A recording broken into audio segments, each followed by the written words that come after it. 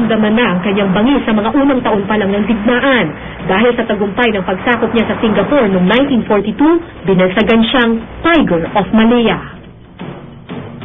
Sabi ng headquarters sa Tokyo, yun ang pwedeng gawing commander sa Philippines because siya lang talaga ang makakaya dun sa defense ng Philippines.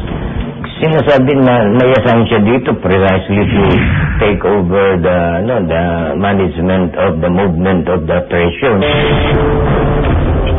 1943 nang mag-umpisang maghukay ng mga tunnels ang mga Hapon para magsilbing taguan ng pagkain at mga gamit pandigmaan.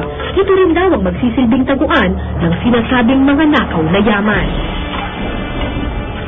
If you go back to 1943, kung sasabihin mo na yung presyo na sinadala na dito at that time, hindi si Yamashita ang superior commander doon. It was General Kuroda.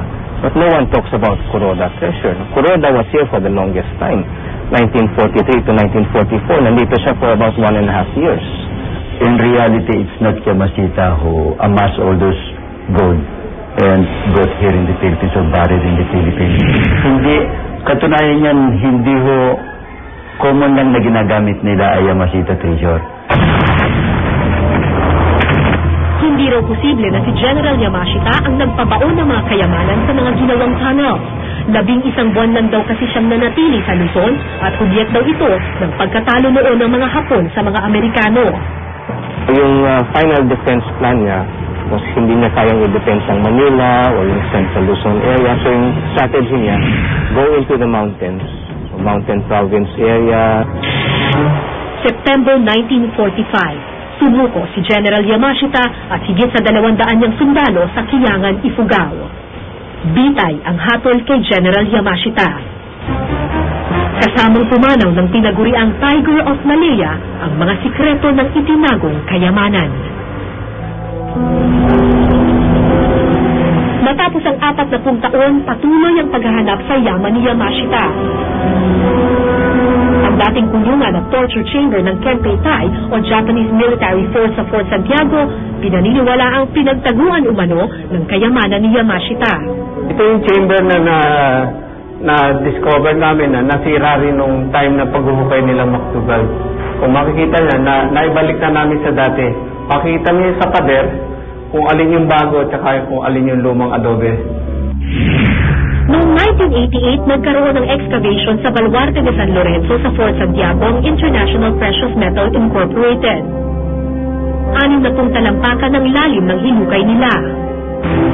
Pero pagkatapos ng 5 buwang paghuhukay sa Fort Santiago, wala silang natagpuang ginto. Sa kabila nito, hindi tumigil ang paghahanap sa kayamanan ni Yamashita. Umabot ito hanggang Cebu. Basta sa Cebu, sa mga bundok-bundok nito, may mga tunnel yan.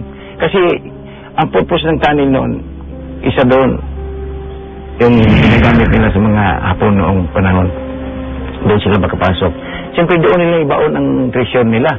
Meron din yung mga Cebuano who entertained the idea that there might be Yamashita, part of the Yamashita loot here in Cebu, but of course that's unconfirmed. Bata pa lang daw si Yosores na silaw na siya sa alamat ng Yamashita treasure.